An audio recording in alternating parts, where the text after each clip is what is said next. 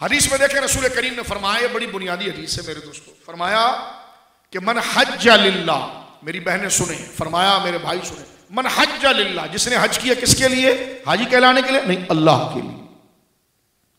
ये main point है, बस इसी पर गौर करें। हज अल्लाह के लिए, एहराम आपने अल्लाह के लिए बांधा है, तलबिया लब्बैक आपने अल्लाह के लिए कहा है, वुजू आपने अल्लाह के लिए किया है, नमाजें आपने अल्लाह के लिए की, बहनों ने एहराम की पाबंदी, भाइयों ने एहराम की पाबंदी अल्लाह के लिए की है।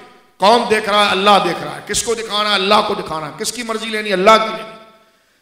किसकी तवज्जो चाहिए? उसी की कुदरत की चाहिए। तो फरमा मन हज्ज लिल्लाह, कि गैर की तरफ उसकी तवज्जो ना हो, हमा वक्त उसकी तवज्जो अल्लाह के लिए हो, फिर उसको ना किसी को अपना फोटो खींच के भेजने की जरूरत है।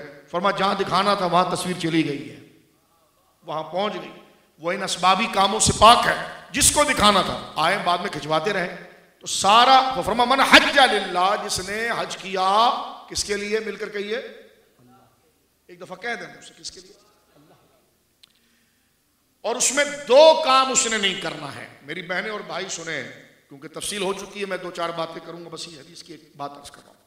फरमा फलम यरफुस, एक तो उसने रफस नहीं करना है, रा फा और सा, अलिफ बा ता फा वाला फा। रफस कहते हैं बेशर्मी की बातों को, बेहयाई की बातों को, फौश बातों को। बंदा मोबाइल खुला हुआ, उस मोबाइल में क्या क्या देख रहा है, दो दोस्त बैठ गए, क्या देख रहे हैं? एक दूसरे को इस किस्म के जुमले बोले जो जुमला बेहयाई का है, बेहयाई के जुमले। और उस दिन अल्लाह रब्बुल आलमीन ने यह इम्तिहान मोमिनीन का लिया। अल्लाह रब्बुल आलमीन ने अपनी मखलूक में अपनी बांदियां यानी मोमिन औरतों को यह हुक्म दिया है कि वो चेहरे खुले रखेंगी। यूं तो चेहरा खुला रखने की इजाजत नहीं है, लेकिन हमारी शरीयत और दीन से हमारी दूरी है, इस वजह से जहां खुला रखना है और जहां खुला नहीं रखना है वो हमें याद ही नहीं रहता। फरमाया कि औरतें जो हैं वो अपने चेहरों को खुला रखेंगी और बदन को मुकम्मल ढांप कर रखेंगी, और मर्द जो है वो अपनी निगाहें नीचे रखेंगे। इस एहतमाम को कहते हैं रफस न करना। जिसने इस बात को पा लिया और अपनी निगाहों की हिफाजत कर ली और अपनी जुबानों की हिफाजत कर ली, बेहयाई बकने में और बेहयाई देखने में और बेहयाई सुनने में, हुजूर ने फरमा पहली शर्त है लम यरफुस, बेहयाई। मैंने खोल के बता दिया, इस अल्फाज में आप समझ रहे होंगे मैं क्या कहना चाह रहा हूं। वलम यफसुक, और उसने कोई गुनाह का काम ना किया।